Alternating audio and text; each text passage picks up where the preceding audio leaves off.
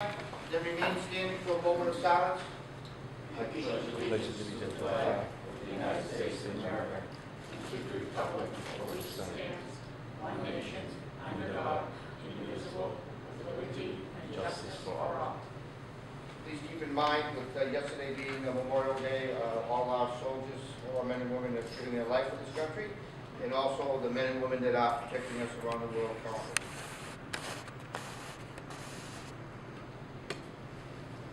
Thank you very much. Hope everyone had a nice holiday weekend. Minutes, that's good. Minutes of May 14th. No, I gotta get a motion first. Have a second? Second. Okay, discussion. This is Fitzgerald. Can you spell your name out? No. What do you get? It has something to do with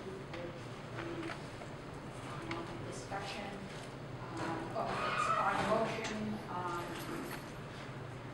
the second page, it says, Mr. Vargas stated he understands the law to take a large portion of the available access to utilize the majority of the pool. And then, I said that, Mrs. Fitzgerald stated that during the school day, it is used for the PE program, and the majority of use is by students from towns, when it should say majority of students is used by the city of Lawrence, because that's the majority of our students.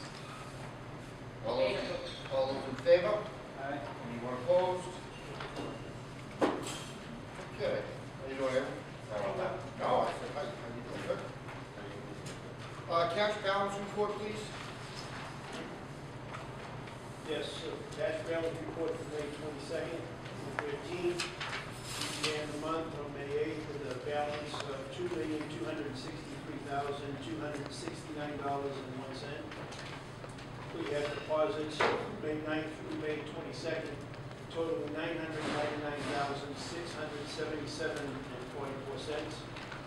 We had a payroll of May 9th, totaling $538,388.34. And we had a warrant number 21 on May 14th, totaling $663,299.84, leaving us with a book balance of $2,061,258.27 and a bank balance of $2,547,624.07. Bill, accept the motion. Discussion. All those in favor? Aye. Anyone opposed? Thank you very much. Revolving fund is report is in your packet. Budget report is in your packet. We have some transfers, Mr. Cody. Yes, we do. Okay. Our transfers totaling $31,239.08. They're separated a little bit different this time, just to segregate salaries versus non-salaries, because some of the salaries actually go back to when we set it up with the unions. But basically, we have $19,387.94 transfers to cover some salary accounts, and the rest, probably about $12,000, covering non-salary accounts that are just about 100% within each related department.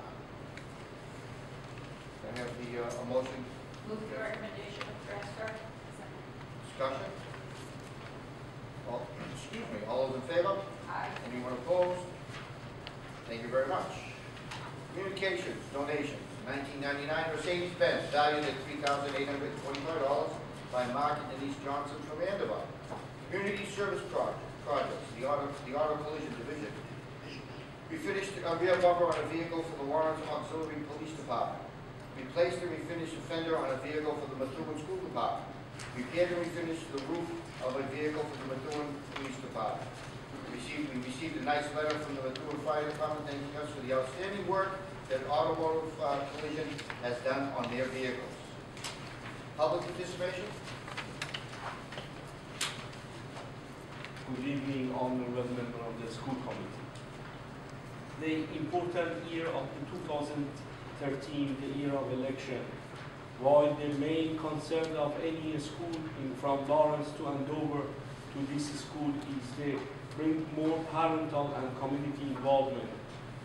We as a parent and citizen invite you as our elected official to bring to a wonderful model of success, but because of the best leadership and the best teachers and excellent students, we need to work harder to bring more parents involved.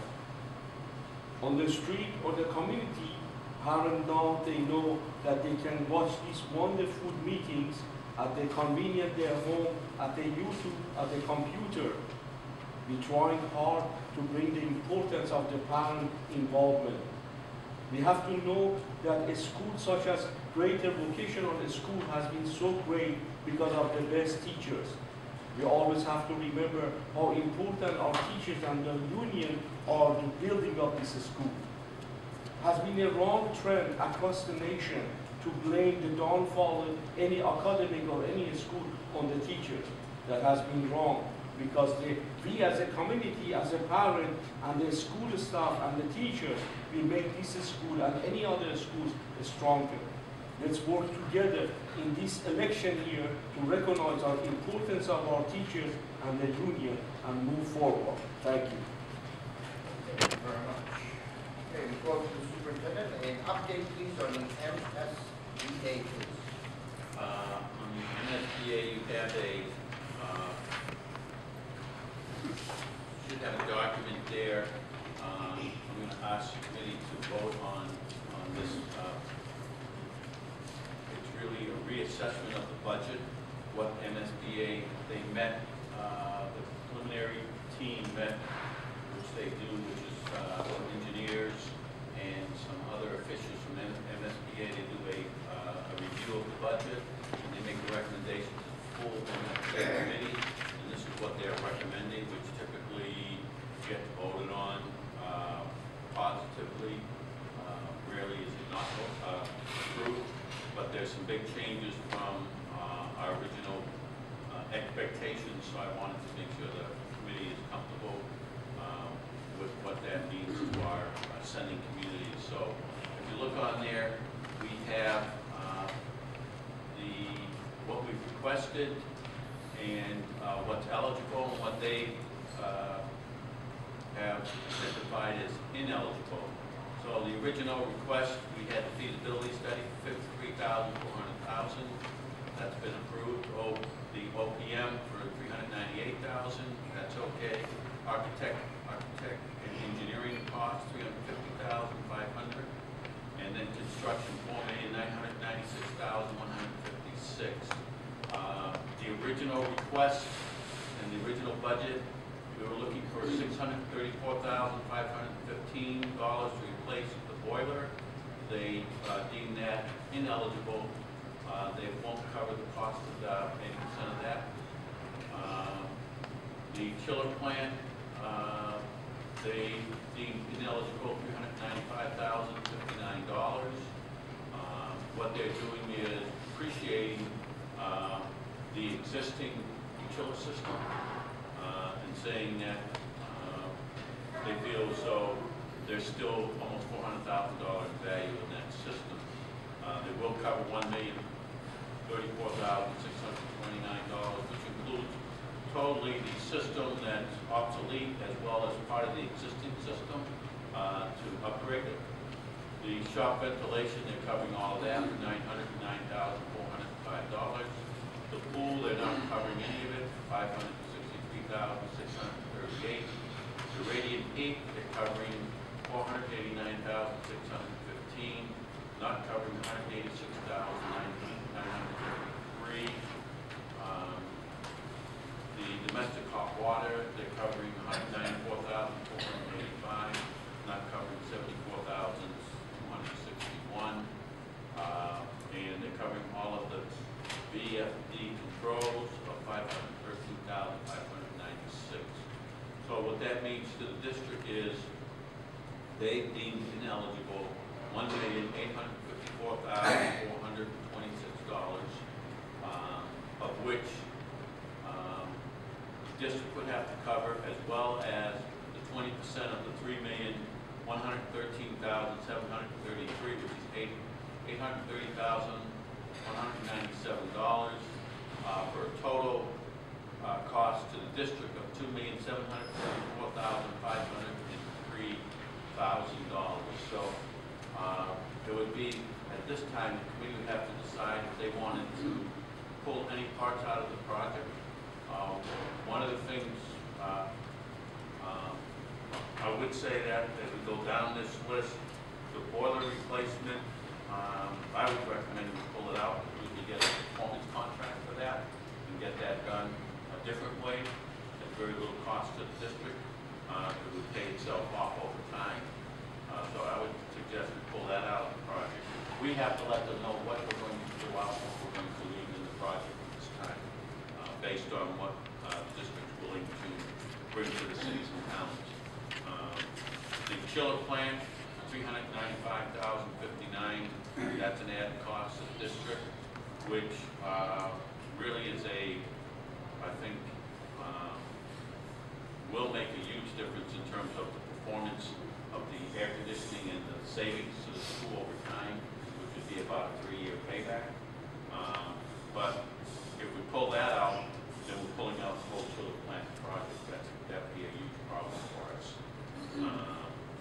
Then the shop ventilation, they're covering all of that. The pool, they're not covering, we already do that. The radiant heat, they're covering about 75% of it. What they're not covering is the depreciation, what they think the value of what we got out of it to this point, which is $186,953, and the domestic hot water, $74,261. They feel as though the district should cover that portion of it, or we should go to the company that provided under warranty, try to recuperate that money from them. And they would pay the other portion, which is a problem we've had. We put in 2 systems, we have to put in a 3rd system in the last 10 years. So we continue to work with systems such as that nature. It's actually costing us money every couple of years, almost $100,000 every time we change that system. Okay, if we're going to discuss this, I need a motion. Denise? So what is the domestic hot water and, what's the domestic hot water? Yeah, domestic hot water is all our hot water for the school. We have a hot water system which over the last was renovated 10 years ago. Since then, we've had to put 2 new systems in because they've rotted out. And the problem is that the water that's coming in from, what our engineers are telling us that the water has a lot of chlorine in it, and that's what's causing this hot water system to continue to rot out. And so in order to resolve that problem, we have to put a water filtration system in before it goes to the tank, so that the tanks don't continue to cause that problem. And we need a higher quality tank than we've been that we originally purchased when we renovated the project. Each time that we've changed it the last couple of times, we've gotten a high percentage of it reimbursed from the company that purchased it originally, but they won't cover the warranty a 3rd time. This is our 3rd time going back to them with the problem. Is there a water system, Tankless. here, or is there also, so a waterless type of boiler system? Or tankless, you mean, that become Yeah. part of the, no, not for this type of a boiler system. It's too large, we're talking about over 1,000 gallons of hot water that the system to maintain the school's hot water. Ms. Cheryl? A couple of things. After being there that day and listening to the questions that were asked, I guess first I'd have to say I'm not surprised at the outcome. I think that the first thing we need to agree to is to keep the $395,000 in there for the chiller system, because that's what got this whole thing going to begin with. All of the problems that have been having for years. So I would definitely make that recommendation.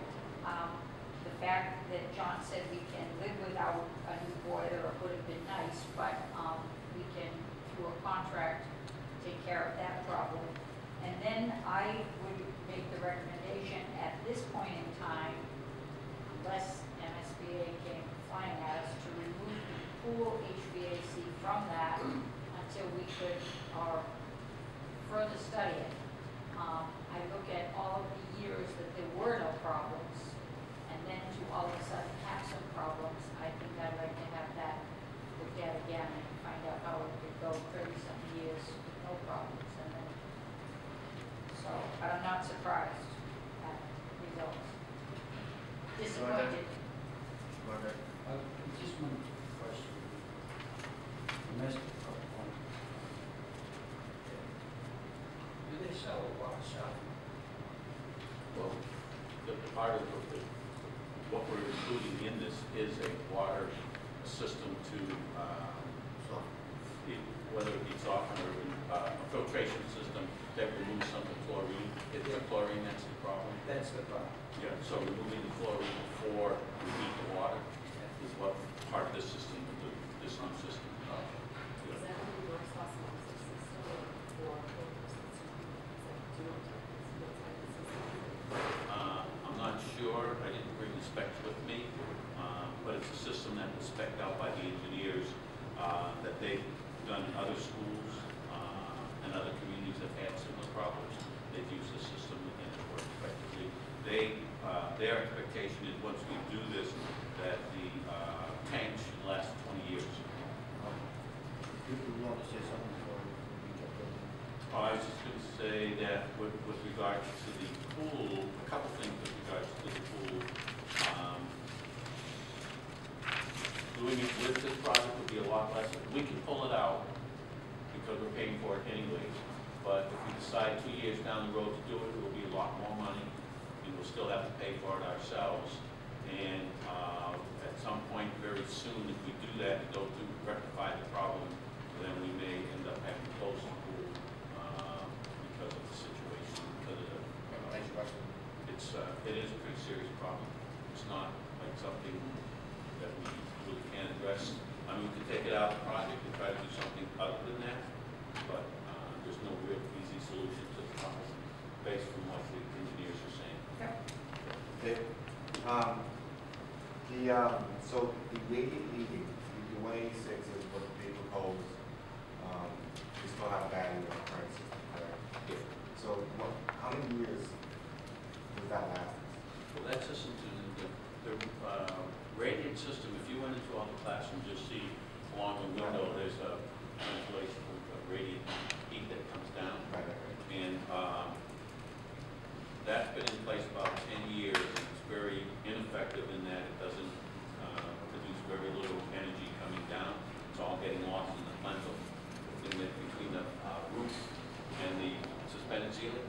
Right. If you take one of these panels off, it'll be hot up in there. That's where all the heat getting trapped because of the way it was designed and not properly insulated. The type of insulation and the design they use for insulating it is what's making it so ineffective. And the controls are not done properly, so I wouldn't say they weren't done properly. They were done in a way that's not efficient. And so what we're doing is we're basically spending a lot of money for energy and heat that we're not utilizing, that we're losing.